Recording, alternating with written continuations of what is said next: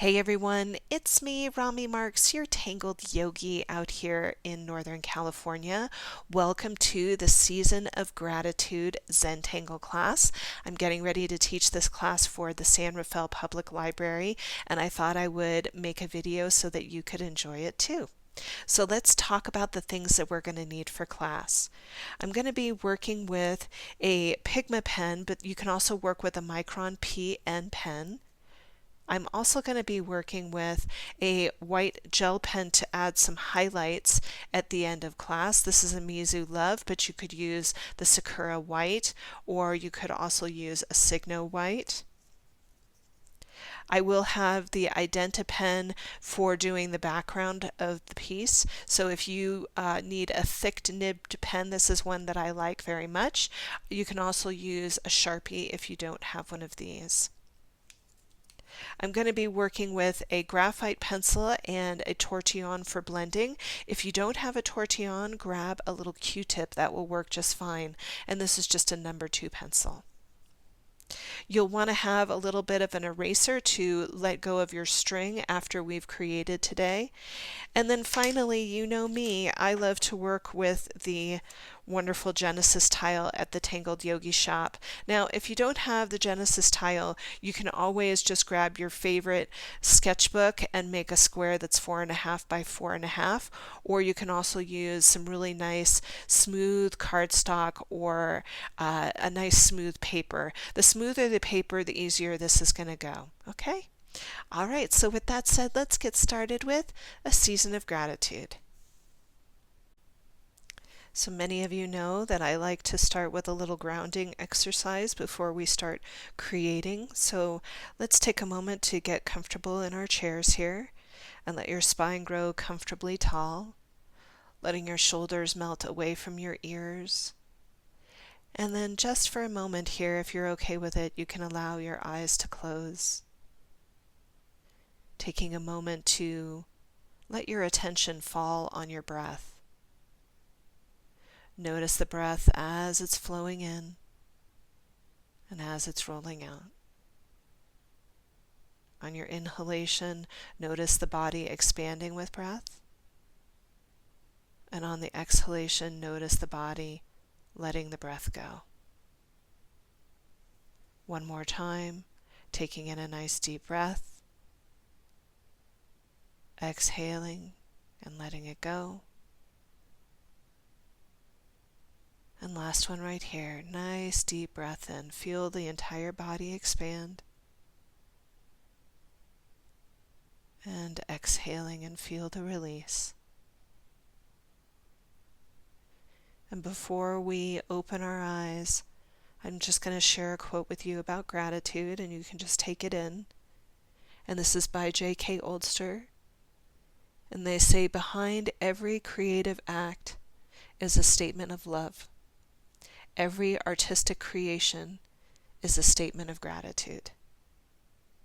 So as you practice today, staying in a state of gratitude and maybe thinking about just a couple of things today that you're grateful for before you begin. And let's take in one more deep breath right here. Let it go with a sigh. And let's start. So I'm going to take a moment to express gratitude for this time that we have to create together, but I'm also, you can see, touching the paper and offering gratitude for nice paper and a nice pencil to work with. That is one of the first parts of the Zentangle practice, is offering gratitude, and not just for the things that you have, but for the time that you have to create. So just taking a moment to offer gratitude. And then I'm going to begin just by putting my dots and my corners here. And you can see that my border for the frame here today is going to be fairly shallow. And I'm just going to very gently take that pencil line and start to connect my dots. Turning the tile to make it work for your hand here.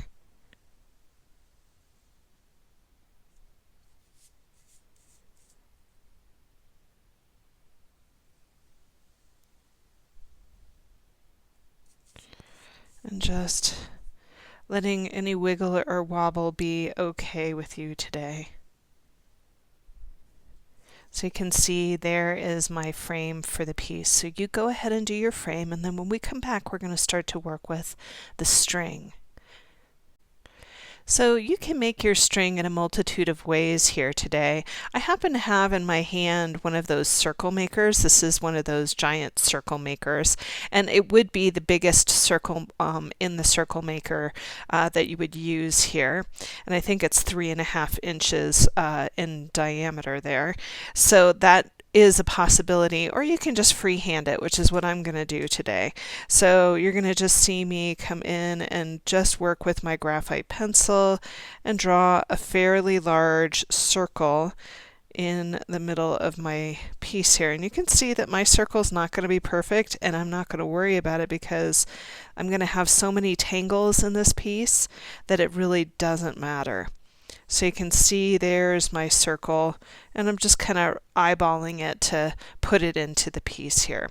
So go ahead and do your circle in the center here, and you can have a couple of goes at it, and then once you've got it, don't worry too much about it because we're going to be tangling away all over it, and so if it's not perfect, it doesn't matter. So many of you may have been noticing that I've been putting doves in my classes recently, and this class is not going to be any exception to that rule. I'm really trying to carry the theme of peace in all of my classes that I do right now, and the dove is such a beautiful symbol of peace. So I'm going to bring in a little scratch piece of paper here, and we're going to work with the tangle that I created. It's called Zen.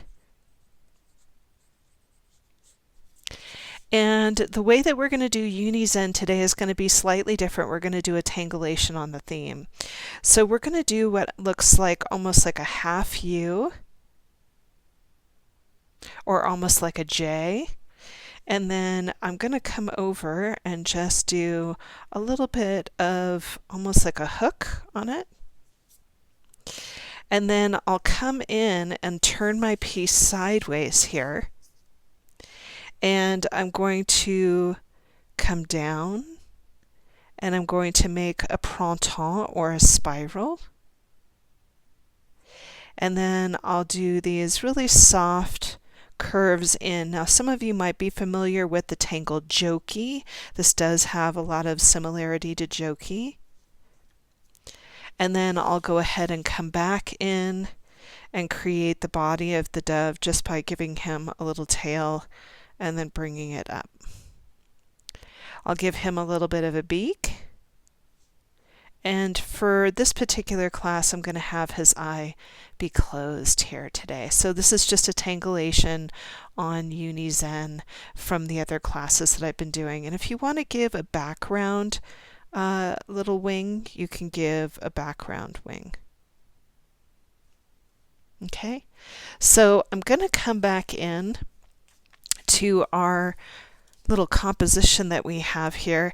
And the way that I like to do this kind of work when I have a bird or whatever is I'll come in and I'll just draw a circle for how big I want it to get. And you can see in this situation right here, I'm drawing a fairly large circle. This is probably about maybe 1.5 inches in diameter here. It's just a nice fairly large circle so that the dove can really be prominent in the piece here. And so what I'm going to do is I'm just going to start with my pencil, and I'm going to zoom in on this so that you can really see what I'm up to. I'm going to come in and I'm going to do that J-like shape. Now once I have that, I'm going to do that little arch that comes over, or that hook that comes over. And then I'm going to turn the piece sideways. And I'm going to drop in and make a spiral.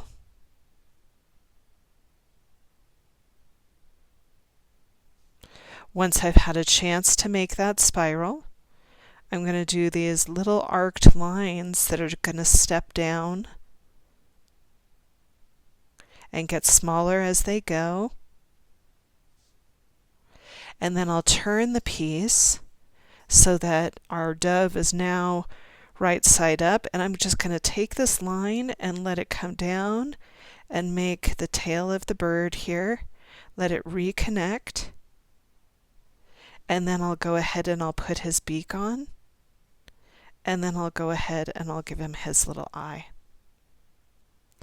If you want to give him his little background wing, you can just come up and down. And there you've got your little dove for the piece. So I'm just going to let go of my pencil here, and I'm going to pick up my Micron, and I'm just going to go ahead and ink in around my dove. So I like to call this overdrawing, and this just helps you to feel more comfortable with the tangle that you're working with. You know, it gives you kind of a second chance at working with it.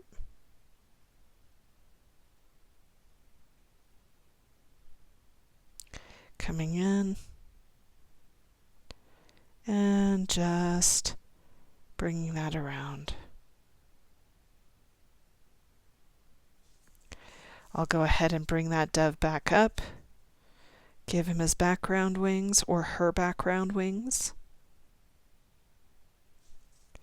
and then I'll give her her little eye and her little beak. And so there, when I go ahead and I zoom out, you can see that she's right on that circle, just kind of riding it out. So go ahead and do yours. I'm going to do mine, and then when we come back, we're going to do the tangle I Can This. So many of you might know that I'm really partial to these little gummy erasers because they don't make any mess around your piece here. You can see that I'm just going to come in and take that little circle away from the dove so that she's just sitting on the line there, and that way she's not confused with anything else that we're going to be working with. So we're going to do a really fun tangle called I Can This, and this is a really nice tangle. I love it because it can really flow and move, but if you wanted to do it totally straight, you could. I just really like to see it have some movement. So I'm going to make a nice wavy line here, and then I'm going to go ahead and at the edge of every line, or at the wave of every line, I'm just going to go ahead and give it a little bit of a thorn. Now, once you have your thorns in there, you could, make this one a little bit longer and let it carry off and let it be a thorn as well. So I'm just going to go ahead and I'm going to put these little points on I Can This. And then once I have that, you can put these U-like shapes in between your points. So you can see that I've got a little U-like shape, and I'm going to just add another thorn here so that I can add another U-like shape right in there. Now what I love about this is you can't mess this up. This is all about wiggly lines because it kind of looks like an oak leaf.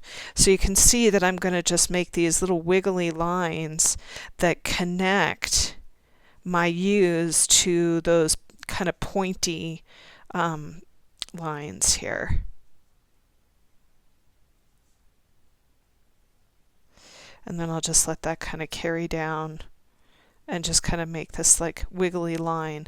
And this is so beautiful when you get the chance to do some shading. And in this particular piece, I'm really, really proud of the shading that I did on this, and I'm so excited to teach it to you. So let's take I Can This and bring it into the piece here. So the way that I'm going to start with I Can This is I'm going to work with the idea that in the middle of this piece there's going to be a really beautiful star-like flower. So I'm going to drop back just a little bit and I'm going to make a little dot here, and that's just going to tell me where I need to end my line. And so what I'm going to do is I'm going to take my graphite pencil and I'm just going to make this wavy line that interweaves, and let me zoom in on this so that you can really see what I'm up to.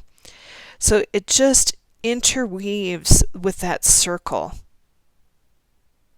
And you can see that it's just going to drop down and touch the dove. Now once I have that, I'm going to go ahead and I'm going to make those little thorns that are going to go in every which direction here. Just like so. Now, if you want to, you can take this one and let it kind of create a little thorn on the edge there, and that's just fine. I'm going to let go of my pencil now that I have my little wavy line the way that I want it, and I'm just going to come in and I'm going to start to draw in that wavy line. Get it nice and inked in, and then I'll go ahead and I'll create that little thorn up at the top, and then you're going to see me come in and do these little thorns, and you may decide to extend your thorns later. I'm not going to worry too much about it right now.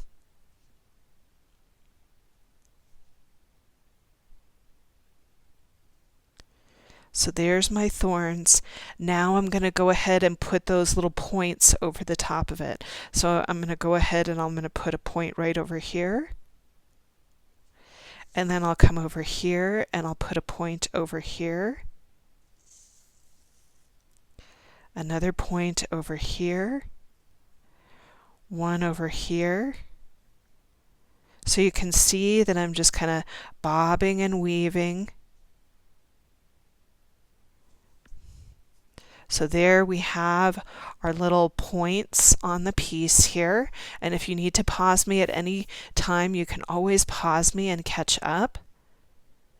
And then I'm going to come in and I'm going to do these little U-like shapes in between where I have these points. So you can see that I'm just kind of popping them in wherever I have space in between. And I know that that looks really goofy. Don't worry about it. The more goofy it is, the more natural it's going to look. I'm going to come in and do this one right over here as well. Okay, so I have my U shapes in now. And I'm just going to do these little wiggly lines that are just going to connect to my points. See how I'm just kind of wiggling those lines around? The idea is to keep it as organic as you possibly can, so having wiggly, goofy lines is a good thing.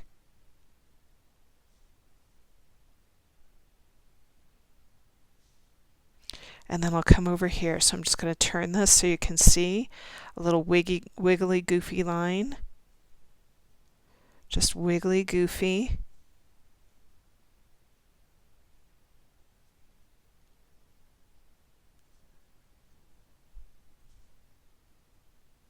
And I'll let it just touch right on the head of my little dove there. And this will be really pretty when we're all said and done. Now, if you want to extend your thorns and make them a little bit longer, you're welcome to extend your thorns and make them feel a little bit longer here. You can see that I'm just kind of playing it up and having some fun with it. And then when we come back and do our shading on this, it's going to be a lot of fun. So that when I zoom out now, we've got this whole side that is really got a really nice kind of organic feel to it.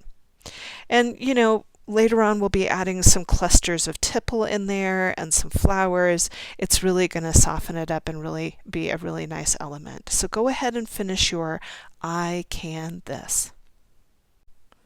So I'm going to pick back up my pencil again, and we're going to start to work on the other side of the wreath in here. And what I'm going to do is I'm going to start by creating some fairly large circles, almost as large as my dove here. And I would say that these are probably about the size of a $50 that I'm going to start with, or a large quarter. You can see that I'm just doing a fairly large circle right in there, and then I'm going to do a smaller circle right next to it and a smaller circle. And you can see that I'm doing this with graphite pencil. This is just so that I can kind of map in this next tangle that I'm going to do. So we are going to do a variation or a tangulation on one of my favorite mac and cheese tangles, henna drum. So henna drum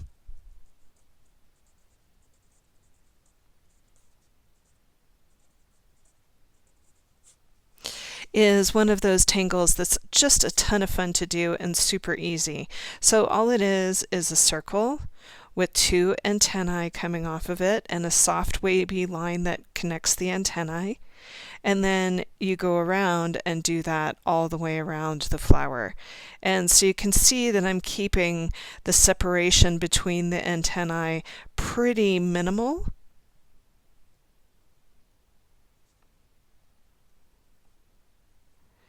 And this might be a little goofy in here, but just for the sake of showing you today. So henna drum, super fun and super easy. But what we're going to do with our henna drum today is we're going to start by doing our circle, and we'll do our antennae. And you're going to see me do a fairly large spacing between my petals today.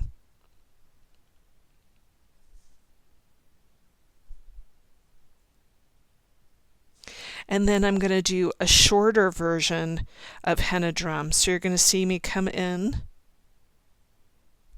and connect and connect,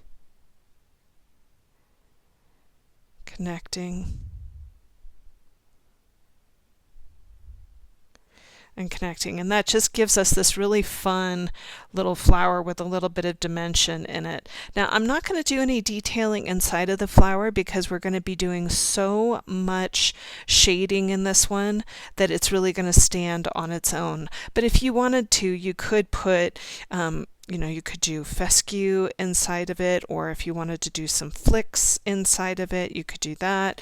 If you wanted to do just a bunch of lines that were coming out and had little circles on them, you could do that. So there's many different ways to go about adding some variation on this tangle. So I'm going to come back to the piece here, and we're going to zoom in on that little area where we just put those three circles. And you can see that I've got very, very little space between me and the dove and these circles here. And I'm going to go right for the center one first. And you're going to see me put a little circle right in the center of this fairly large circle. I'm going to do a nice antenna coming off of the piece. And I'm going to let it grow about as tall as the circle is, and then I'm going to do a nice wavy line. Once I have that, I'm going to go to the bottom and I'm going to do the same thing and do a nice wavy line. And then I'll come over to the sides and do a nice wavy line, and the same thing over here. Once I have those the way that I want them, I'm going to come in, and just for the sake of it being a little bit easier, instead of doing the antennae, I'm just going to do a low wavy line. So all I'm doing is just coming in, and it's almost like an indentation. And that's going to give me the flower that I'm looking for. Now I'll come over to these guys over here, and I'm going to do mine a little bit off center because I want to give the idea that some of the flower is going to be behind. So I'll come in and I'll do a nice set of antennae here.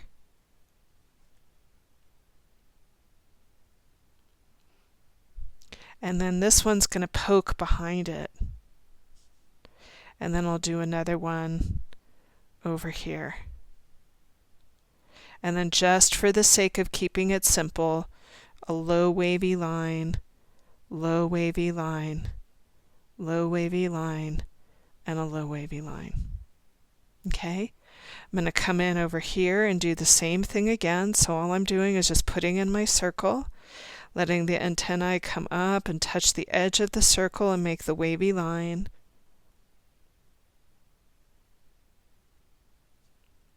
This one's going to go behind that flower, and then once again letting the antennae come out, and then a low wavy line so that these look like they're shorter. And I just love how they're kind of dancing around the edge of the piece here. So go ahead and do yours. I'm going to finish up mine, and then when we come back, we're going to add some embellishment around these flowers. I'm going to add some embellishment around these flowers here just to keep them interesting. And so I'm going to come into this space that's in between these two right in here.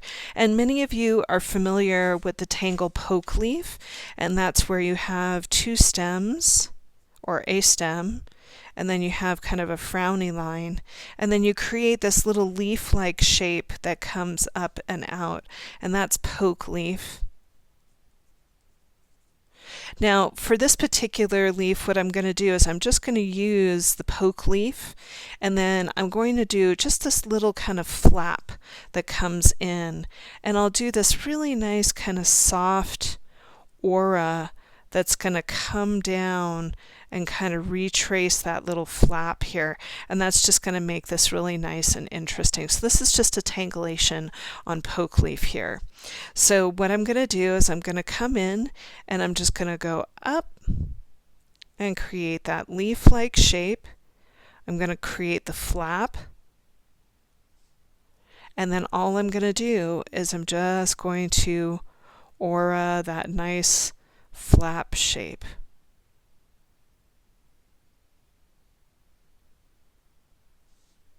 Now I'm going to do another one over here in between these two. So all I'm going to do is that poke leaf shape and let it drop in, and then aura that nice wavy line.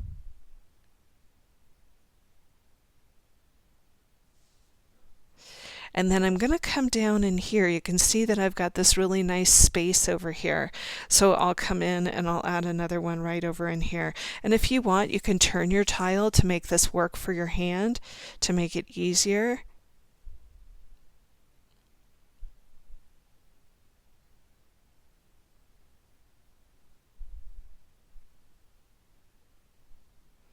And you can see that by adding a tangle that has a lot of wavy lines around it, it really makes these flowers come forward in here. We're going to add more elements around this, but we're not going to do it right now. We'll have time a little bit later. Now, if you have a nice space between you and the dove and you wanted to add another leaf, you can, or I'm going to be adding another flower into the tangle mix, and I think I might let it drop down in here too. So I'm going to leave this blank for now. Have fun with this and play, and then when we come back, we're going to do a really fun tangle called In a Flux. So we're going to learn another tangle here, and I really love this one. This is one that I've come back to several times, and it just has a really nice structural element to it, and you can do it a lot of different ways. This is called In a Flux. And what I like about In a Flux is there's so many variations on it, but the way that I like to teach In a Flux is you have a leaf or teardrop shape, which is flux, and then you come in at the bottom and do a small little one right there. And let's see if I can zoom in on this for you. And then I'm going to come in and I'm going to do these little arcs that come off the side, and they're just going to start to work their way around the flower here. And then up at the top, I just do a curved one. Now, one of the things that you can do with In a Flux is you can come in and do little tipple inside of your In a Flux. Now today, what we're going to be doing is we will do the tipple later, but we're not going to do it when we first draw In a Flux because we're going to be adding color in there, and I don't want our stuff to smear and smudge in it. Okay, so that is In a Flux. So what I'm going to do is I'm going to use that string that we had early on and use that as a stem. And you're going to see me come up almost 3/4 of the way and just make a little dot for myself there. And I'm going to use the side of my string and let it come down and connect to that henna drum variation that we did. And then I'm going to do a really, really narrow aura coming off of the side of it. Now at the top here, we can start by creating a really nice teardrop shape. And that's going to be a really soft little influx in here. So you're going to see me just start by creating this really small one.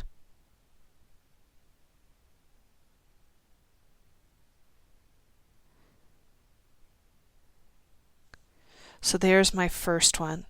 Now what I'm going to do is I'm going to start to make these almost heart-like shapes that are going to come down. So you're going to see me do a heart like this and like that. And then I'll do another one.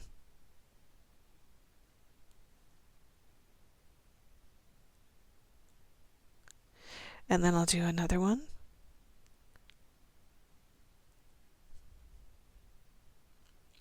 And these are all going to end up being an influx.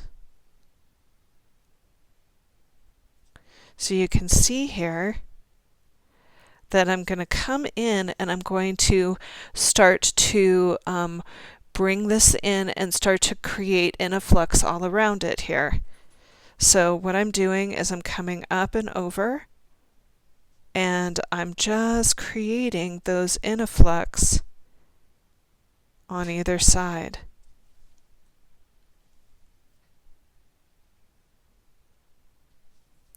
So I'll come up in here.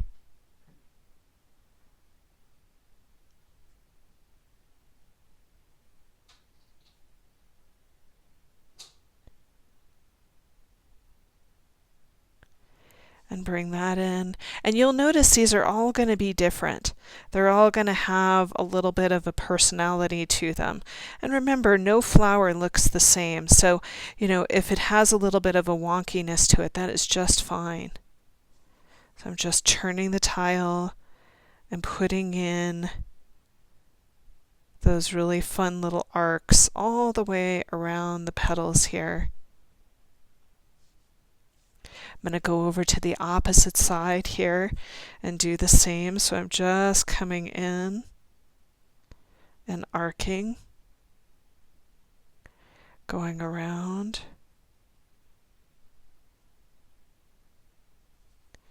Coming in over here.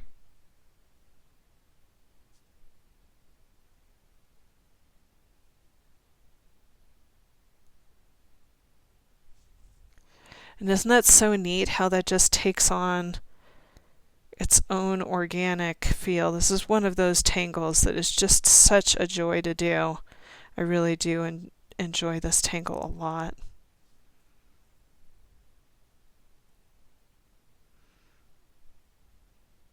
And even if you goof it, it's still just fine. Look at how fun that is. Now, one of the things that I like to do is I like to add a little fescue to my influx. And fescue is just an arced line with a teardrop on it. So you're going to see me come in here and I'm going to put in a little teardrop on the end of this. And maybe another teardrop over here. And then I'll come up over here. Add some over here maybe. And you could even let one kind of fly in towards the center if you wanted it to. I'm not going to go influx or fescue crazy in here. I'm just going to add a few here and there just to make it interesting and just give it a little bit of playfulness. Now once I have that, I'm going to leave the rest alone. I know that we had talked about putting tipple in the center of these, but I want to wait until after we've done our shading. So go ahead and do your influx, and then when we come back, we're going to do one of my favorite new tangles. This is called Flow Line. I'm going to bring back in my scratch piece of paper here, and we're going to do a tangle called Flow Line. And I love this tangle because it just has a really nice graphic quality to it.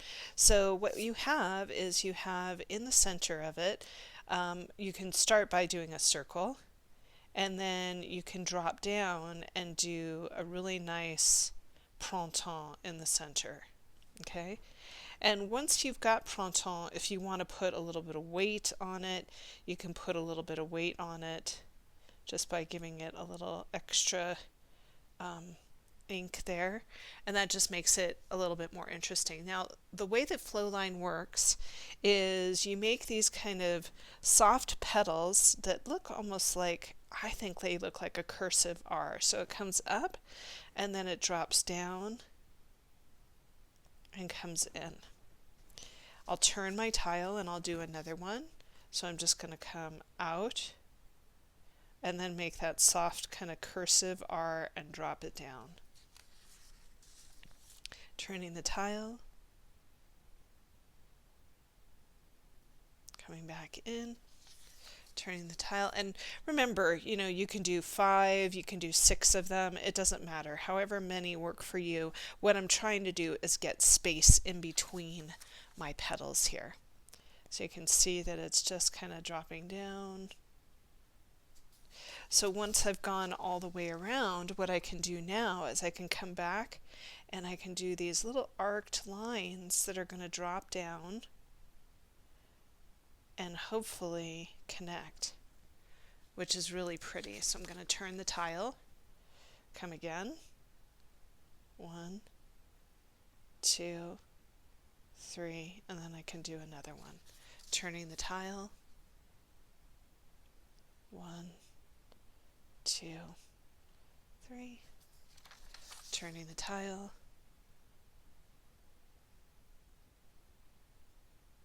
such a pretty tangle, and last one right here.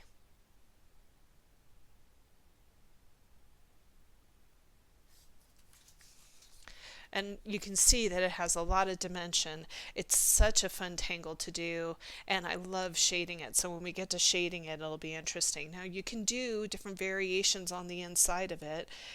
You can come up and make a line.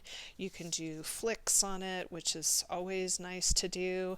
If you wanted to do some fescue inside of it, you could do fescue inside, and that's always fun. So you can do anything inside a Flowline and make it look really interesting. I'm going to keep it fairly simple today. So what I'm going to do is I'm going to come up towards the top here, and I'm going to decide where I want to have my little circle that's going to determine where printemps is going to be. And so what I'm going to do is I'm going to come in right here and do a nice circle right here. Okay, you can see I'm using my pen, and I'm just going to go ahead and I'm going to come in and I'm going to break my little border there and let it jump out. I'm going to turn the tile and come down, turning the tile,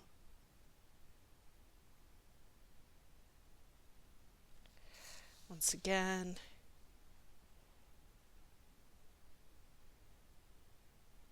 and I'm going to come back in over on this side, and there you go. So there's the beginning of Flowline here, and all I'm going to do are those really soft little lines that are going to come down and connect. So I'm turning my tile,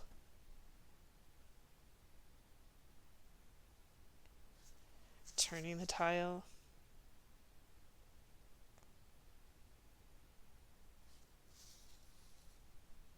continuing to turn,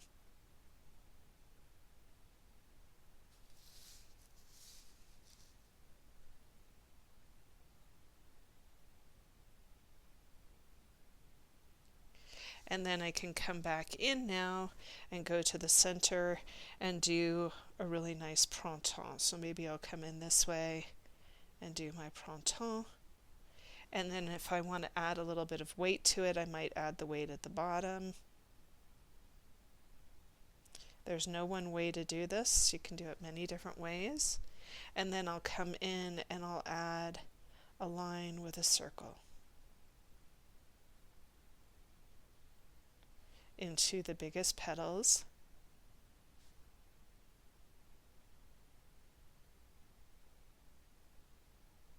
Just like so. And that just gives us such a fun feel to it. And when we come back and do some shading on this, it's really going to pop right off the page. And it really anchors the whole wreath in such a nice way. Okay, so you go ahead and do yours. I'm going to do mine, and then when we come back, we're going to learn one more flower tangle.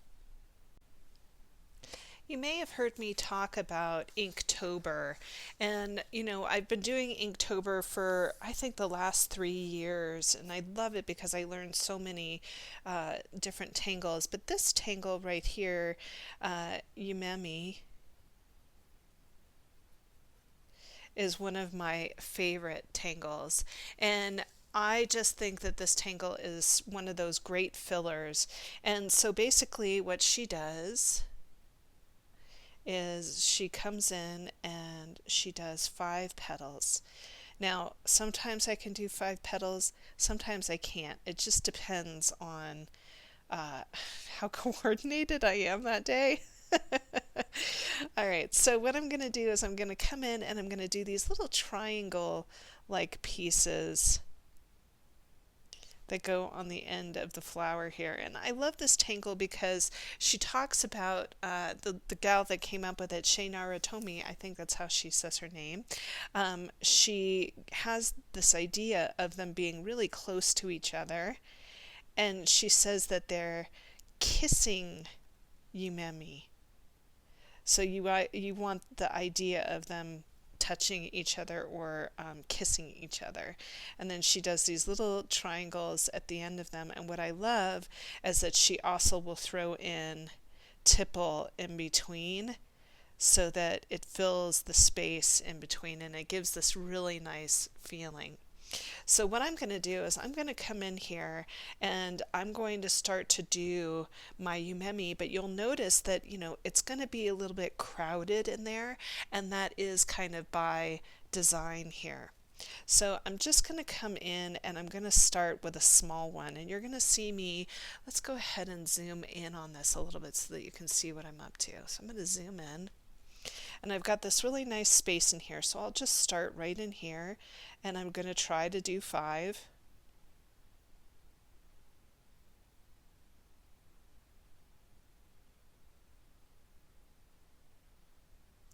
And then I'll do those little triangles. And like I said before, this is a wonderful filler. I really enjoy using Umemi as a filler. So I'm going to come in right here and I'm going to try to do a kissing Umemi here. Now this one's going to go behind. See how that's just going to kind of go behind, and this one's going to go behind too. And I love that when they go behind, when you get that kind of overlap and underlap. So there's another Umemi in there, and I'm going to put the triangles on that I can. And then I might dance one over into this little corner in here, so I can come in here and just do a really soft, that one's going to kind of go behind, and that's going to go behind as well. Isn't that so fun? And I'm just kind of poking those in. Now you can see that I have an opportunity to put some tipple in here. Now I'd like to do fairly large tipple with this because these are so small that I don't want it to get really, really busy in here.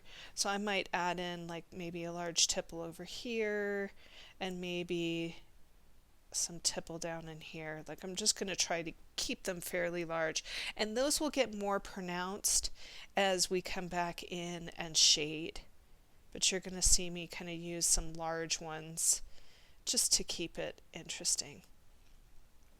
Now if you have more room, you can always throw a couple of them in over here. So I have some room right in here for Umemi, so I'm going to go ahead and I'm just going to pop one in there. And I'm going to let it go behind.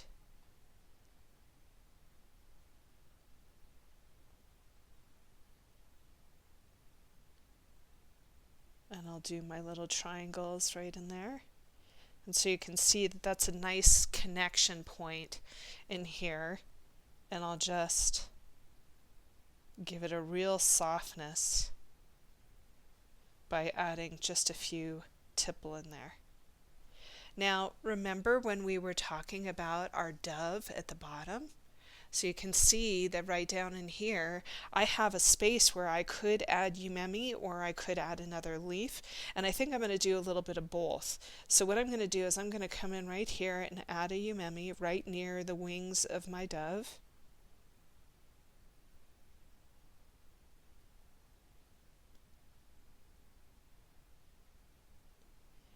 And then I'll add in my little triangles here. And what'll be really fun is to add in another leaf in here to keep things kind of interesting. So what I think I'm going to do is I'm trying to figure out how I want to put it. Let's go this way. I'm going to just add in a little bit of a leaf right in here and let it come right out and do a little bit of motion like that. And maybe I'll do another leaf that comes down. And so I can turn this. And you can see that, the way that I'm working with this, it's like how you would build your own wreath, right? So if you've ever been to any craft classes where they've made really beautiful leaves or wreaths, they just keep adding on and keep adding on and keep adding on. So I love this idea of taking these leaves and I want to bring it over where my doves are or where my dove is. And so I'm going to come in and I'm going to add a leaf right over here. And then I'm going to add another leaf right over here just to make it interesting. And then I can turn it and create those really nice little flaps.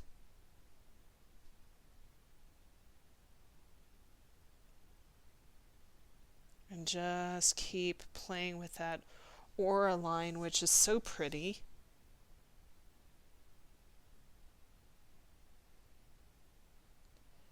Give that a nice point so that when I turn it back around, look at how that wreath is really starting to look quite fun and quite interesting.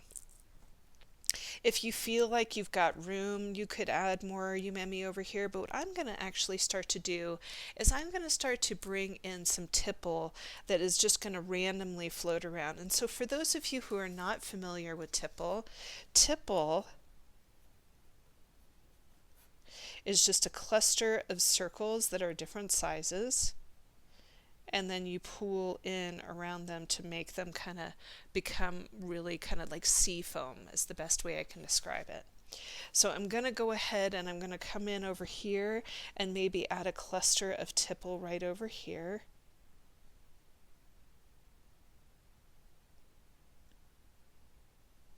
And I can pull in my ink into this kind of interstice area, that kind of weird negative space that I had there. And then I could come over here and add a cluster of tipple, which is always nice. And if you wanted to pool your ink in there, you could pool your ink in there to make it interesting. And then maybe come over to the outside edge and add some. So like right in here might be a fun spot. So you can see how varying the size of it is really interesting. Could come down in here and add some. And for me, what tipple does is it adds almost like a confetti-like feel to a piece. It just brings in this kind of celebration. I'm going to come up over where my I can this is and add some into this little cluster area. I could even poke into here and make that into a little cluster. So you can really play and feel kind of free with it, you just kind of get into a groove with it and start to just let your intuition take hold. And you can see just by adding that little bit already, it's got a lot of fun to it. I might come down in here and add some.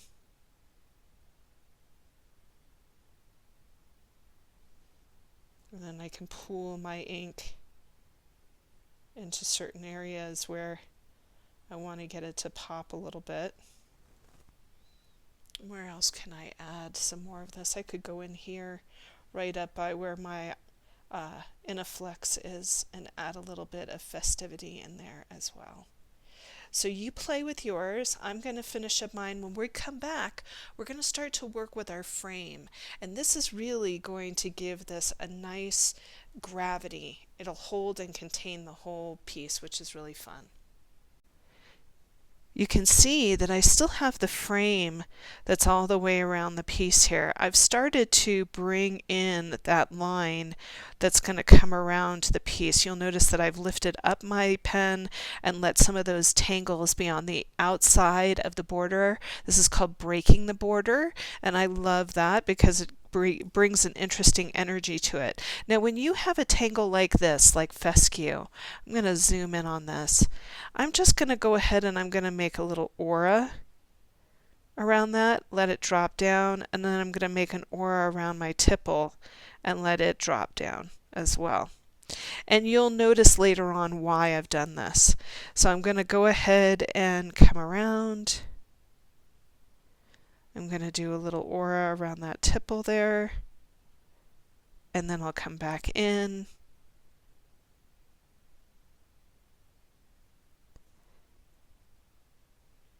You can see that I'm really just taking my time and going all the way around.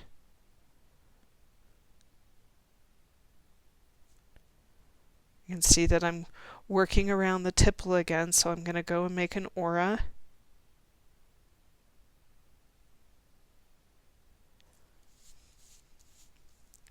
And then I'll turn, make another aura, and let that touch, and coming back around. So this really does give this a nice containment to the piece here.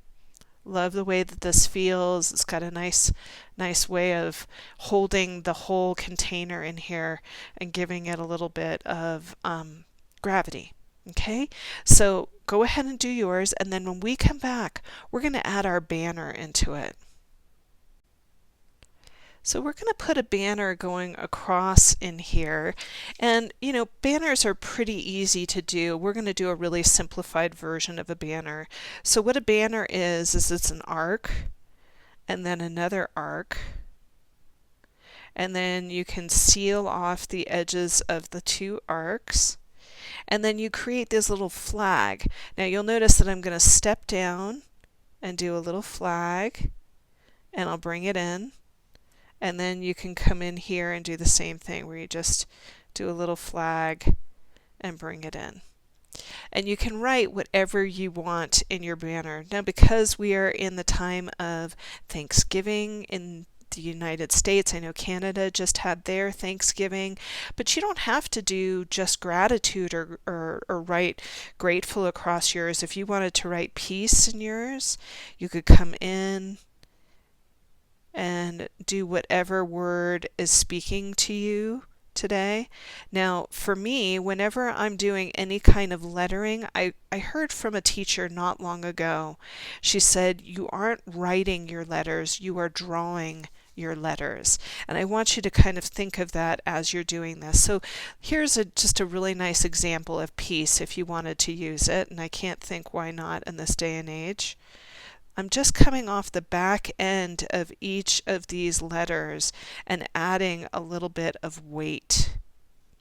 And it's just a really easy way to make lettering if you want to do that. If you wanted to do one that said love, let's just say that you're making a card for somebody who is very special to you, and you wanted to add a little banner into it. It's kind of a wonky banner, but it'll work. You could see love.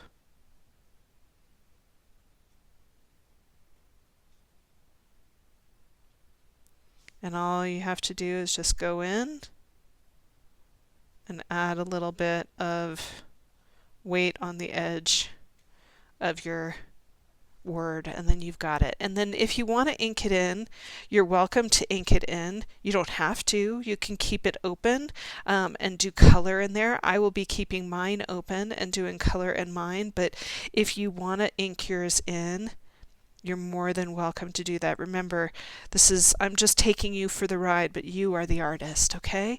So I'm going to come in a second and show you how to put that in the center of your piece. So I've picked up my graphite pencil to do this because I always like to have my graphite pencil for this particular kind of work. And so what I'm going to do is I'm going to come in and I'm going to do a very soft arc that's going to go across the piece. And then I'll do another arc that's going to go across the piece. And you can see that I'm just kind of figuring it out here as I go. And let's go ahead and zoom in on this so that you can see what I'm up to. And I want to make sure that it doesn't get blurry for you, so hang on. There we go. And then what I'm going to do is I'm just going to soften the edges of the banner. Okay. Now I'm going to let the flag come off. And you can see that my flag is going to kind of dip close to where my plants are. And that's just fine.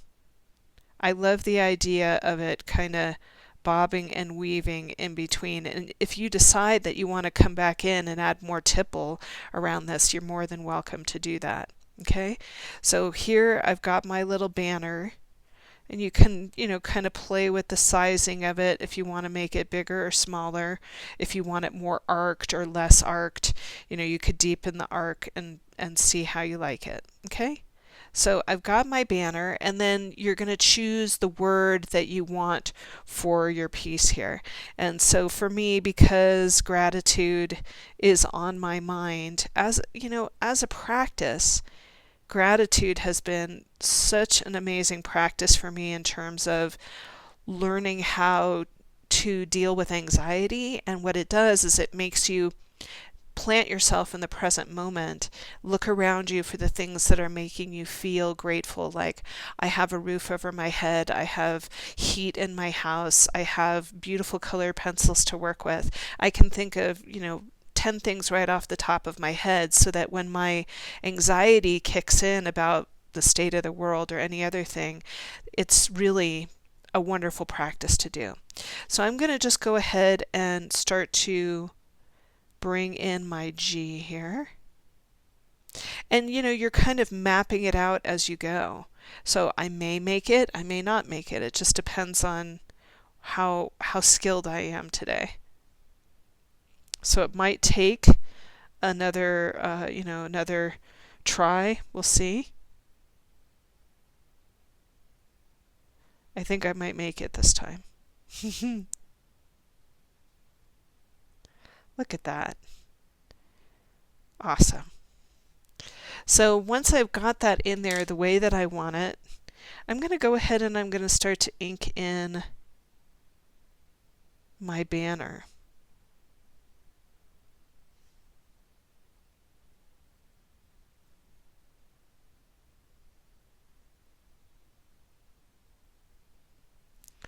And I'll come in and bring my little flag in there.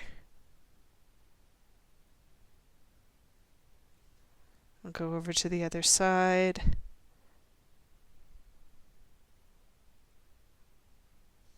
And then I'm going to focus on my lettering. So you can see that I'm going nice and slow, taking my time. Remember, you're drawing your letters, you're not writing them. So if I was writing a letter this slow, it might take me till the end of time to actually finish the letter. But you can see that I'm just going to take my time with this.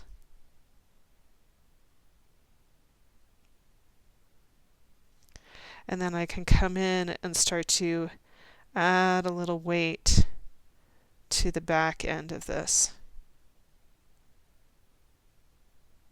Now this I've had a little goof, but that's okay.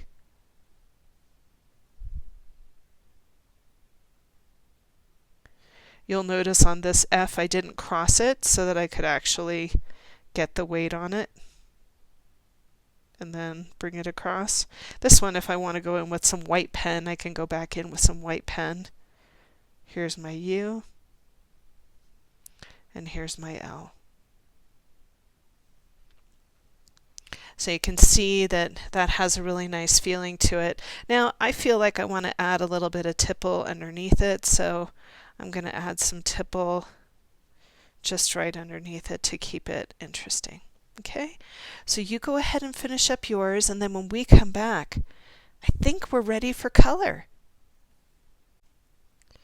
We're going to start to do some color on the side that has influx with it. And I'm going to be working with greens for this. And I have two greens in my hand that I'm going to be using.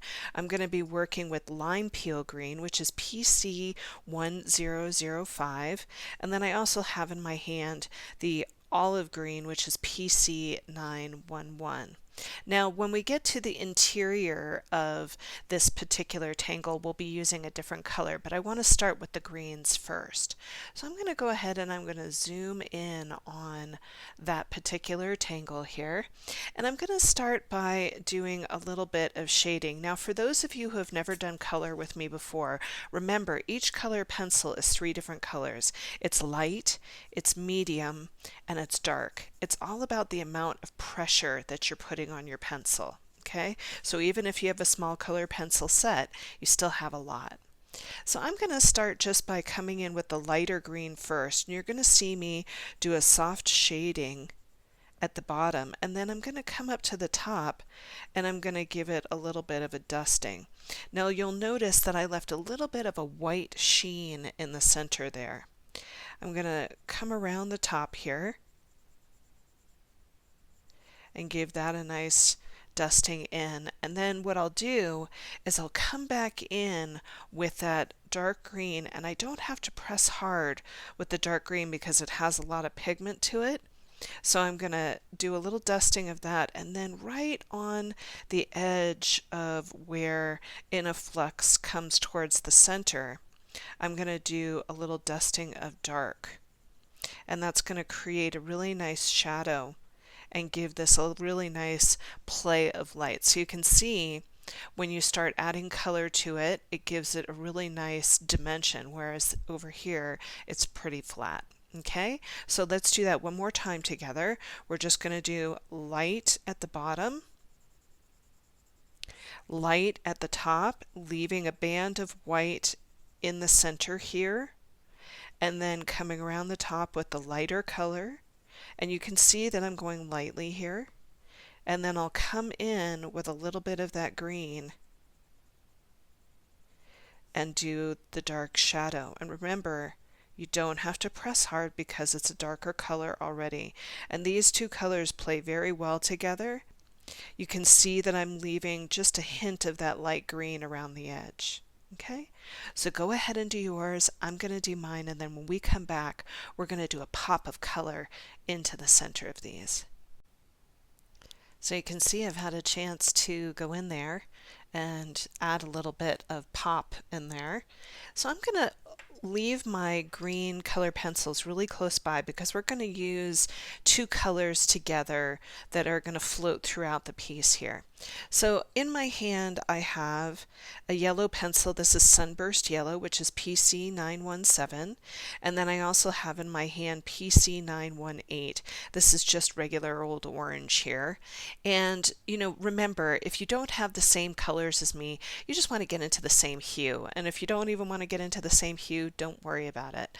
So what I'm looking for is a light and a dark, and so I've got this nice light yellow and this really nice orange to go with it. Now you always want to make sure that your pencils are really well sharpened up. It makes a difference when you're working in small spaces. So I've gone and I've really given this a nice sharpening here. Let's go ahead and zoom back in on influx here, and I have this really nice influx that I'm going to work with, and I'm going to start with that lighter color first, and I'm going to dust in a little bit of that yellow, and then I'll come back in with the orange right at the bottom to create a little bit of shadow. and you'll see that I'll go about halfway through. I don't have to press hard with the orange. The orange has enough pigment to make it interesting. Say that 10 times fast. All right, so I'm going to come back in with a little bit of that yellow, and right where the line of demarcation is, you can see right where the orange is meeting the yellow, I'm going to take my pencil and do little circles over the top of it to just break up that line. And what that does is it gives a little bit of a glow to the inside of that Inaflux. Now I can come back in with my pen if I want to, and I can add a bunch of tipple on the inside, and it just floats right over the top if you go really, really lightly with it. Now, what I'm going to say to you is you want to wait until the very end to do this. I'm just doing this right now so that you can see it in the demo, but you can see that I'm just, pooling in my ink and making that look a little bit more interesting. But I would do all my color first before I come back in with my pen. Okay, so that's how we're going to do the center of Inaflux. So have some fun with that, okay? So we are going to continue on here by using the greens and the oranges together.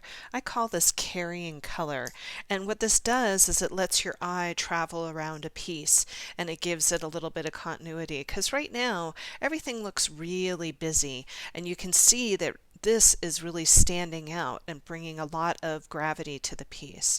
So I'm going to pick back up those greens again, and remember, I'm just looking for a light green and a dark green, and we're going to use that shading technique that we used over here in the leaves over here.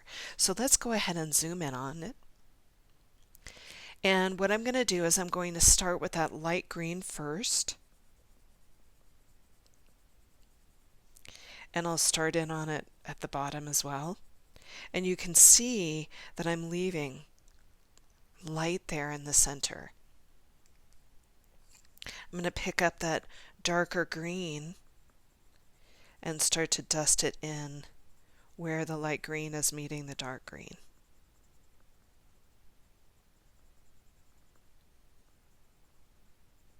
Now once I have that, I can pick up my light green and just do a little blur of where the line of demarcation is, and you can already see that that's bringing that leaf forward in here.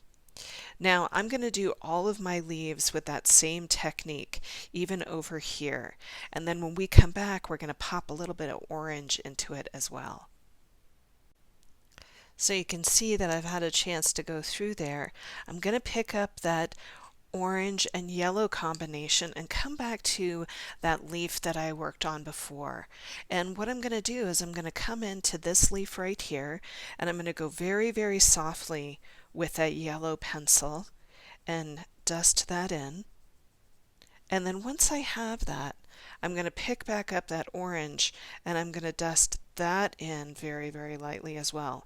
And I'm going to let this come in about halfway up that leaf.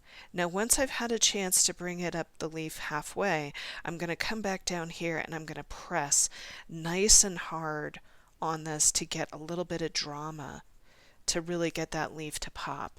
Now I'll pick up my yellow again and I'll start to blend in where that yellow is meeting the lighter orange, and then I'll start to let that dive down to where that orange, that heavy orange, is meeting the lighter orange, and you can see that that gives a really nice blend into the piece here. Just love the way that that kind of pops off. It gives it a really pretty autumn feel. So I'm going to go ahead and do that on all of my leaves that I have around. All right, have fun playing with that. So you can see that as I've been carrying that color around now, your eye is starting to follow it, right? So the whole idea of carrying color is to bring your eye around the piece. So let's go ahead and use a similar color combination, but we're going to go up into the corners up in here where we have our umemi here. And so what I'm going to do is I'm going to start by doing a dusting of that green so that we come full circle with this. And so it'll be a light dusting of green inside of umemi.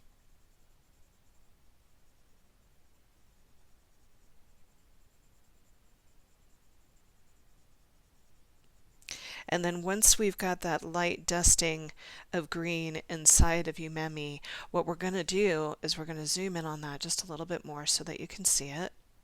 And then I'm going to come in on the edges where we've got those triangles and just add a little dusting of that green right on the edges.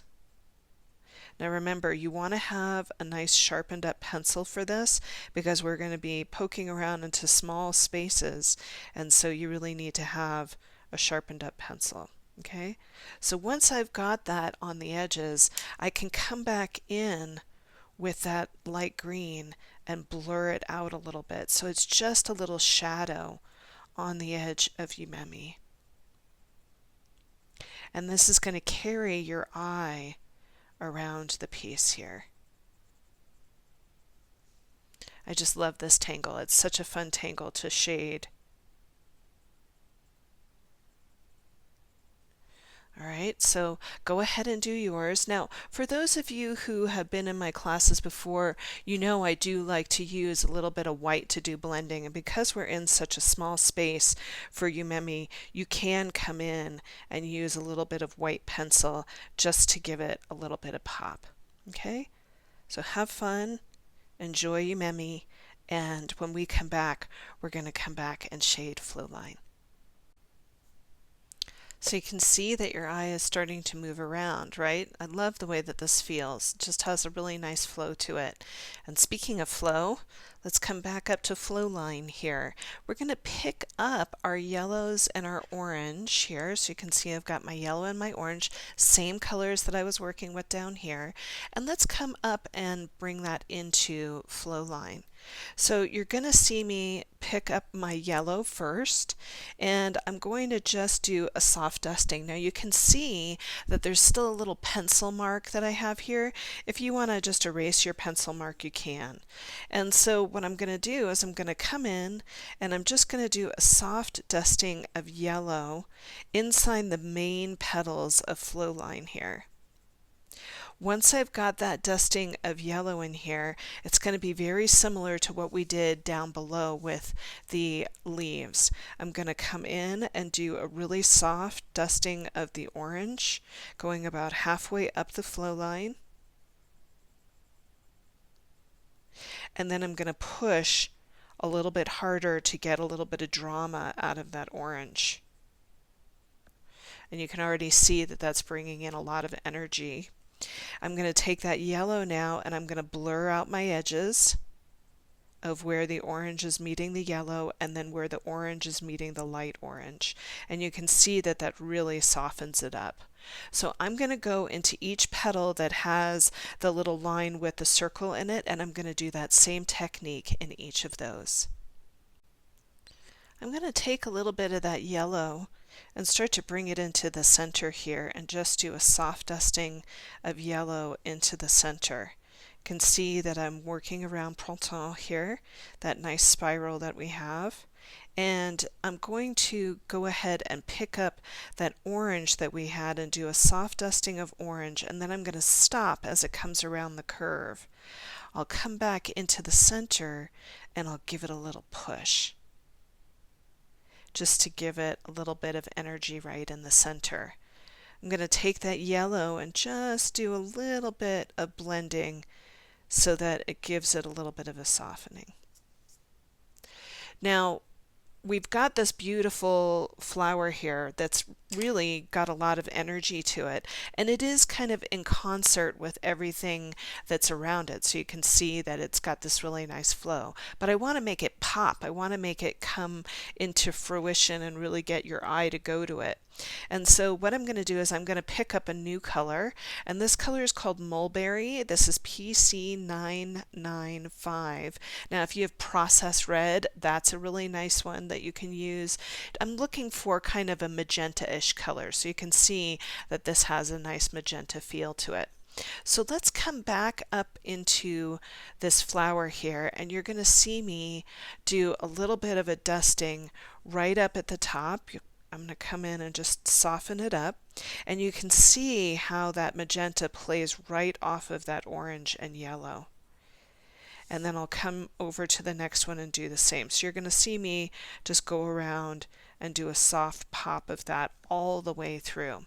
Now, if you want to, you can pick up your white again, make sure there's nothing on it that's going to make another color show up, and you can do a soft blur over that color. So notice how I'm leaving that white in the center to get a sheen of light, but I'm softening up that really purpley kind of hue, which is really nice. And if you want to come back in and do a little bit of a hard press on that color right on the edges, it'll bring a little bit of drama into that as well. Okay, so play with that around the petals. So I'm going to take that same color and start to bring it down in here, and we're going to talk about that same technique of shading so that when we're actually doing the flower, it has a little bit of a 3D effect to it.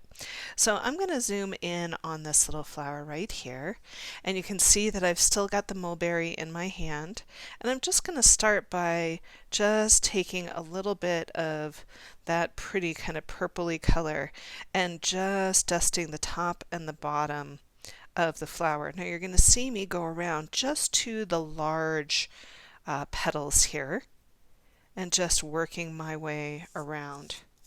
You can see that I'm turning the tile as I go.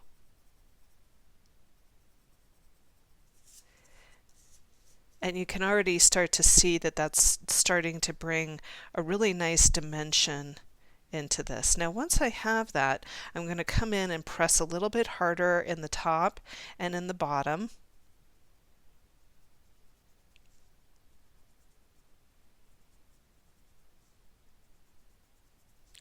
And you can see that that's also bringing more dimension into it, and it also brings a little bit of drama as well.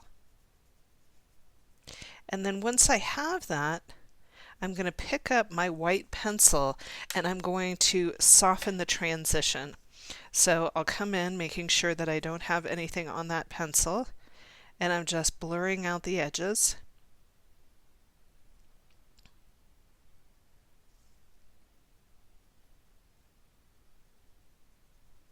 And softening that up. So I'm going to do that to the other flowers as well, and then when we come back we're going to introduce another color to go in the in-between. Okay, so have some fun with that and play working with your colors and getting that nice sheen that's going in there. So you can see that that's already started to give this a really nice three-dimensional look. Now I'm going to pick up my violet, which is PC932, and what I love about violet and the way that it plays with the mulberry color is that it has just a little bit more drama to it, so you can see that that's really dark compared to the mulberry. So I'm going to come in and just dust this in, and remember, if you don't have the same colors as me, just pick a darker purple to work with or a richer purple. So if you have, like, dahlia purple, which is PC1009, you can see that it is darker than the mulberry, and so it would work as a nice dramatic feel. So I'm going to come in with that violet here, and let's go ahead and zoom in. And I'm going to use the same technique as I did before, just a little bit less of it, because those petals are smaller. And so I really want to try to line up my sheen as much as I can.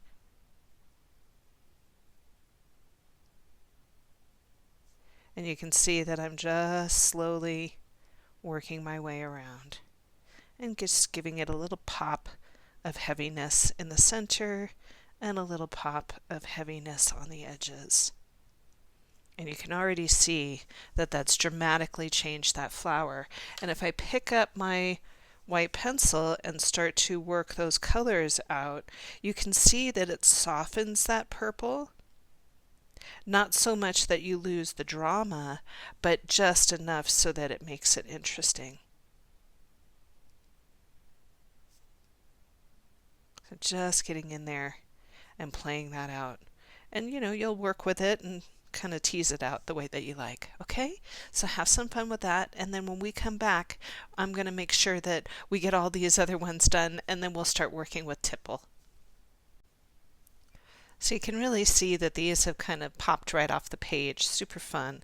So before we work with tipple, I do want to address our I can this on the corner there. And so what I'm going to do is I'm going to pick up my orange and my yellow, but I am going to also pick up a little bit of a red for this. And I happen to have in my hand the crimson red, which is PC 924. I just want to get in there and make sure that everything is all set before we start working with tipple.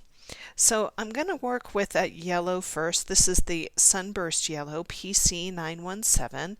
And what we're going to do is make this feel very fall or autumn-ish. I know that we're getting pretty close to winter, but we're still in fall, so let's just get in there.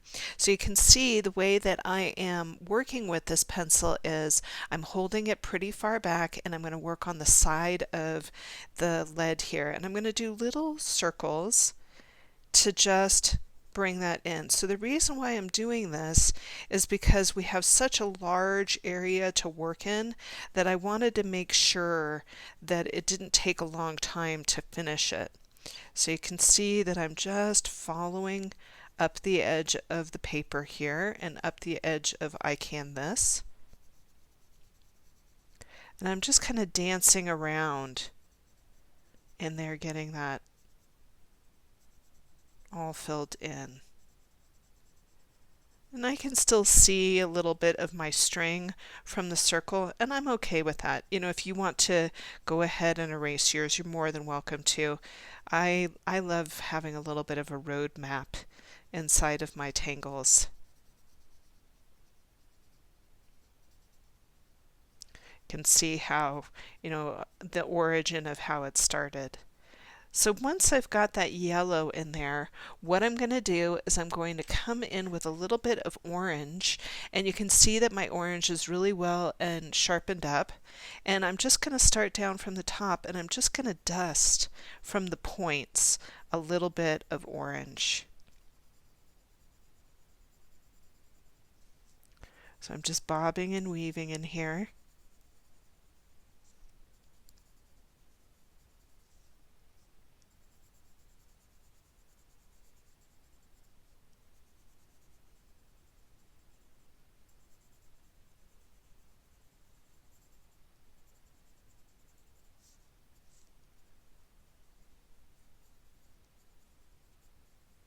And then what I'm going to do is I'm going to pick up a little bit of the red. This is that crimson color, and I'm just going to bring it to the point. So just a little bit. I'm not pressing hard. There's so much pigment in this. It's just going to jump right out the pencil and onto the page. You don't have to push hard.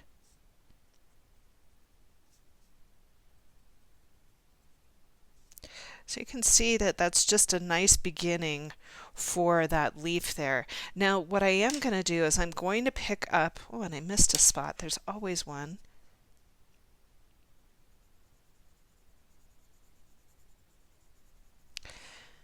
I am going to pick back up my yellow. And I'm not going to use it too far into the piece, but I am going to come right in where the red is meeting the orange, and I'm going to blur it out a little bit. And then I'll come down to where the orange meets the yellow, and I'm just kind of dipping into that area. And I'll just do one side of this so that you can see it, so that the video doesn't get too long. So I'm kind of blurring this out, getting a really kind of crimsony, really beautiful autumn feel going in here. Now once I have that, I'm going to pick up my white, making sure there's no purple on it, and I'm going to come in and blur where the yellow is meeting the orange. I want that color to get a little bit buttery. And so by picking up that white and running it along where the yellow is, it pastels it out a little bit.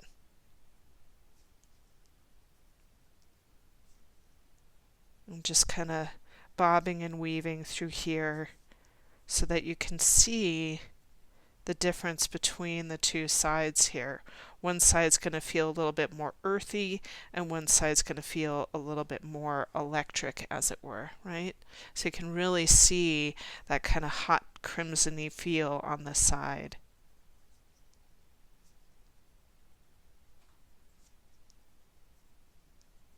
We've been having a beautiful turn here in California this year because we've had so much precipitation. It's really made the trees give us a show.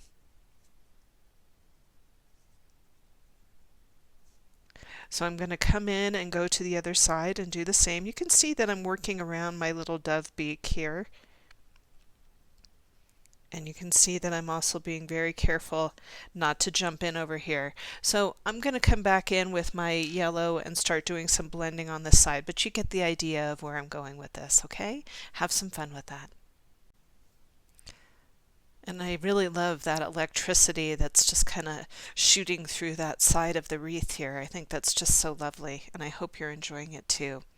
So we are going to come back to the violet that we were working with earlier. And I want to get that good and sharpened up because we're going to be working in a large space here. And we want to make sure that that pencil is really ready for us to work with it. So what I'm going to do is I'm going to come in and I'm going to start to bob and weave around the piece. And I'm going to start on the inside. You can see that I'm holding the pencil really far back, and I'm going to start to rub the violet into the page here. And I know that we said we were going to work on the tipple, but I think I'm going to wait until the very, very end to do tipple. So you can see that just by working with the side of the pencil, I'm really able to get a nice soft dusting of color rather quickly. I know that sometimes people get intimidated by doing the background color, but really when you're working on the side of the pencil, it really does make it a lot easier to get a lot of coverage.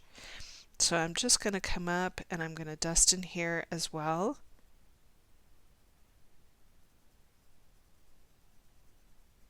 And you can see that I'm just doing little circles with that pencil.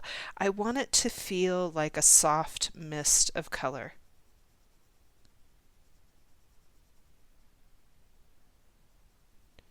I'm just kind of dancing around in there, and then I'll come to the outside edge and bring a little shadow around the wreath.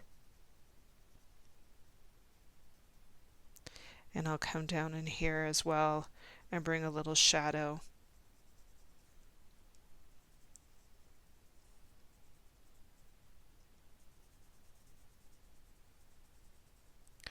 Now once I have that, I can go back in and I can give this a little bit of a harder press. I'm going to say this is about a medium press here. So I don't want it to be overly dark. I want it to have just slight drama, not a lot of drama. If you're going too hard with that pencil, it's going to really make it look like you're outlining it. And all I'm really trying to do is get a soft dusting or a soft shadow going.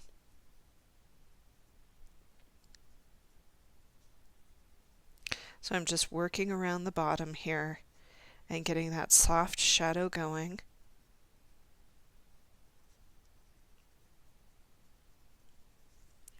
And I can turn the tile and work that way. Just start to bring in that really kind of soft little shade.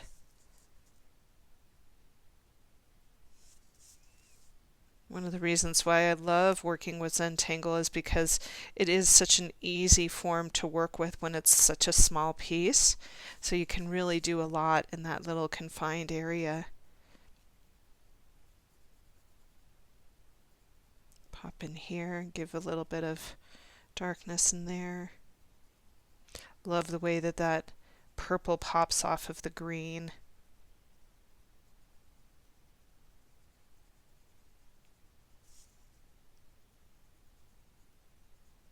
I'm just working my way around. So you go ahead and do yours. I'm going to finish up mine here, and then when we come back, we're going to reintroduce mulberry just for a little bit of drama, but you get the idea here, okay? So you can see that I've had a chance to go all the way around. And I even went around the edges just a little bit to give it a little bit of pop. So if you want to pause me here, you can and just go around the outside too. But I have the mulberry in my hand, and I'm just going to do a soft dusting right where the mulberry, or rather where violet is touching the white. So you can see that I'm kind of breaking up that line of demarcation here and just dusting it around on the inside. And this is going to give this kind of a nice watercolor effect, which I love to do, as many of you know. So you can see that that's giving that a really nice softness. You can come out to the outer edges and just do a soft dusting right where that purple or the violet is meeting the white. You can come down in here and do that. It's just a soft dusting, and it has kind of a randomness to it. So go ahead and do that, and then when we come back, we're going to do a little bit of blending with this. So I've gone and picked up my white again. This is PC 938, and we're going to start to bring in a little bit of blending in here. And you're going to see me do these little circles, and I'm going to start with the darkest part first. And you can see that those little circles are going to start to work their way up to where the mulberry is. So this really gives this a nice soft feeling, almost like a sunset in there. And I'm just going in and working my way around where all of the darker parts are first, and then blending upwards so that I get that really pretty kind of blend out. And I'll work my way the whole way around just doing this very same thing, just so that I can soften it up a little bit, so that if I do decide I want to do a little bit of wallpaper, which I probably will, I can use this right over the top of that and it'll be ready to go. So you get the idea that I'm just blending upward and making this look really like a watercolor or a sunset in here. So go ahead and do yours and play with it as much as you want. I would say that I'm using about a medium pressure on this. I'm not going too hard. So, watch your pressure. If you really feel like you have to press hard, it might be because of the toothiness of your paper. Okay? So I'm going to work on mine all the way around. You go ahead and do yours. So I'm going to pick up a little bit of that sunburst yellow that I was working with before, and I'm just going to start to bring in a soft dusting of this. I really want you to go very lightly. And the reason for that is when that yellow touches the mulberry, it might pick up as orange. And I'm not trying to get any orange in there. I want to really highlight the grateful in here. So you can see that I'm just kind of dusting around in there. And then I'm going to go right underneath where grateful is, and I'm going to do a soft dusting underneath it. Maybe pressing a little bit harder so that I get a little drama in there. And then I'm going to pick up a little bit of orange and bring it underneath where grateful is, because I want it to really pop off the page.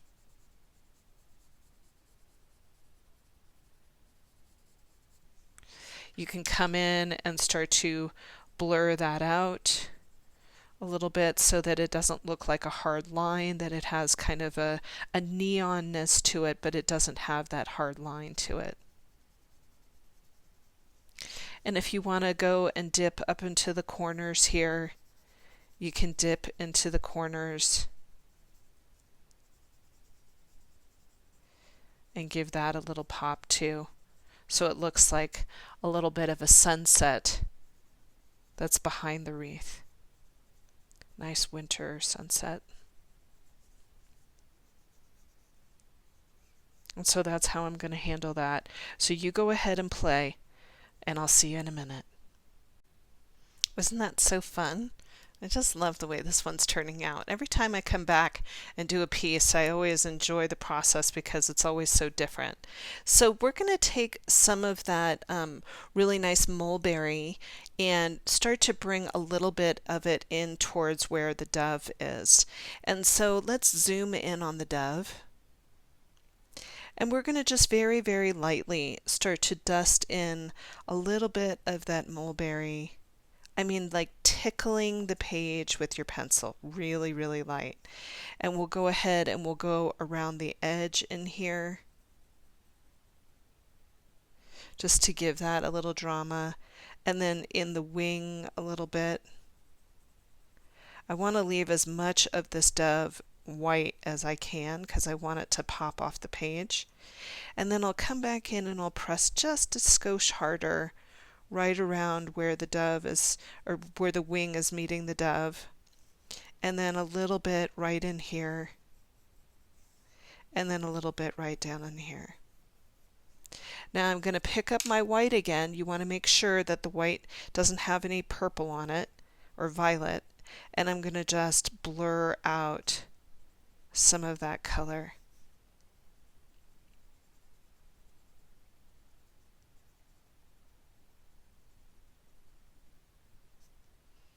And just give it a little bit of interest without losing too much of that white.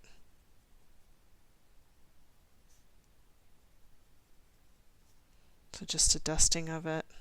And if you wanted to, you could even take just a skosh of that yellow and bring a little bit of yellow right around the edges just to give it a little watercolory kind of feel. Can see that I'm just dusting. I'm not going hard with it. I'm just leaving a little bit in there. And you can see that that just gives it a little bit of relationship to what is around it.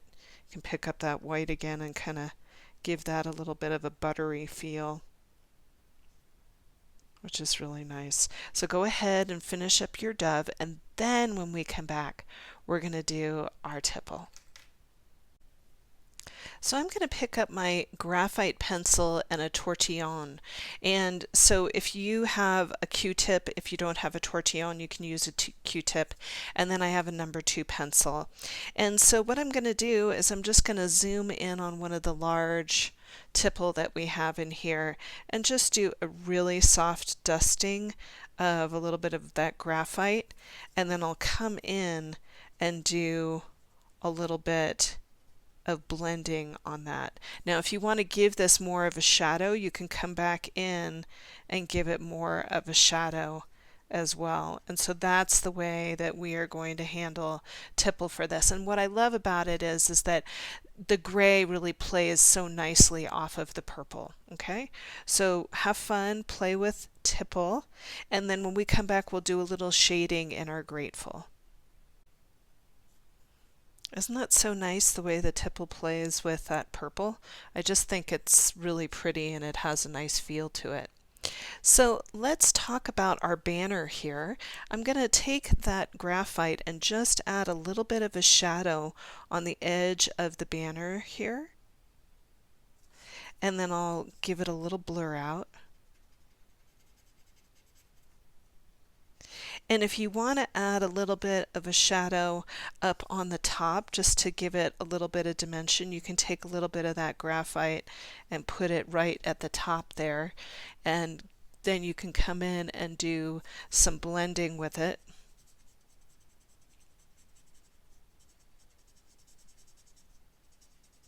Now, depending on how you feel about your lettering, you can always come in and ink them in, or what I like to do is I'm going to take a little bit of orange and do a little bit of orange at the top and a little bit of orange at the bottom, just to get a little bit of relationship to what's going on around the lettering. But you can really make it highly dramatic just by putting in ink, and it'll really pop right off the page here. Another thing that I might like to do is add a little bit of wallpaper into this. And many of you have done wallpaper with me before, but wallpaper is where you take the color that you've been coloring with and you add a little bit of texture to the background. So I'm going to come into the inside here, and normally I do my wallpaper with a little bit of printemps, but today I'm feeling like Shattuck might be a great add to this. And Shattuck is really just a couple of arcs and then working those arcs to build a pattern. So that's basically Shattuck, okay? And so all I'm going to do, and you want to make sure that your pencil is really nice and sharp, is I'm just going to start to build Shattuck into the background here. And you don't have to do a lot of it. You could just do a little bit. You can do as much as you want. And you're going to see me stop as soon as I get towards that bright yellow. So I'm really keeping the color of mulberry or violet, you could do it with both, in this little area where I'm just kind of bobbing and weaving through and adding a little bit of interest or texture into that background. So you can see that I'm just kind of playing and letting these kind of run together in a very soft and gentle way. And look at how pretty that is. It just gives it a little bit of nuance. And so you can bob and weave through here and decide how much or how little you want to do with Shattuck. Okay? Have some fun with that. So now is the time where you can take a look around the piece and see if any lines have gotten lost, and if you wanted to clean them up, you absolutely could.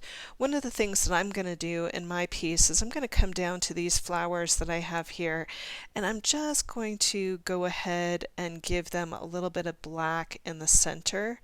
And you'll notice that I'm going to leave a little bit of a light source on the left-hand side, just to get them to pop off the page and give them a graphic feel. I didn't do this in the first one, but I really wanted to try it on this one, and I think that it was the right choice. Now I'm going to bring in my first piece here and show you. You can keep your border white, or you could come in and blacken in the border here, and you can see how dramatic that is when you blacken in the border. But I wanted to give you the option of both. So if you want to keep your border nice and light, you can keep it light, or you can blacken it in. Now I am going to grab my Micron pen and do my little chop here, and I like to hide my chop, and I always pretty much put it down in the lower right hand corner here, and so I'm just going to put that in right there. Now if you wanted to come in and add a little bit of white to your tipple, you can absolutely do that. Many of you know I love the Mizu Love pen. This is one of my favorites for doing white highlights, and if I go ahead and zoom in here, I can go in and just add a little white dot, because these tipple are so small that it would be really hard to do an arc inside of them. And I can see I missed that tipple there. There's always one that gets away, right? So I'm just going to kind of look around for anything that I feel like I've missed as I work with the white. So when I was talking about the border here, one of the pens that I love to work with is called an IdentiPen, but you could use a Sharpie in lieu of it. You can see that the IdentiPen has a nice thick nib on it, and it will make doing your border really, really easy to fill in, but you could fill it in with a Sharpie and work your way around with that. So I love the IdentiPen. You could also work with a brush pen if you really like the Micron brush pens. Those are really great. I love the Pitt pens from Faber-Castell. That brush pen is really nice as well, so that's another thing to think about. So some of you may have noticed that I left my beak of my dove open, and so I just popped a little bit of graphite into the dove beak so that it plays off of the background here. And I just wanted it to have a little bit of a different element than the actual leaf that was behind it. So before we come to a close today, I'd like to share a quote with you about gratitude, and this is by Jay Shetty, and he says, "There are so many things in the world that could be invisible to the material eye, and when you take time to stop, to pause, to be present, and notice them, that is gratitude." And I thought that was a really beautiful quote. And so I hope that you take the time to pause here and offer gratitude for the time that you took for yourself to create, the time that you took to just be present with your own creativity, or maybe just taking care of yourself and having a nice time out. So if you enjoyed the class, please give us a thumbs up or a nice review. Even better, hit the subscribe button, and then that way you'll be notified anytime I add a new class to my YouTube channel. Thanks for being here with me today. I really do appreciate it. I'm Rami Marks, your Tangled Yogi. Bye for now.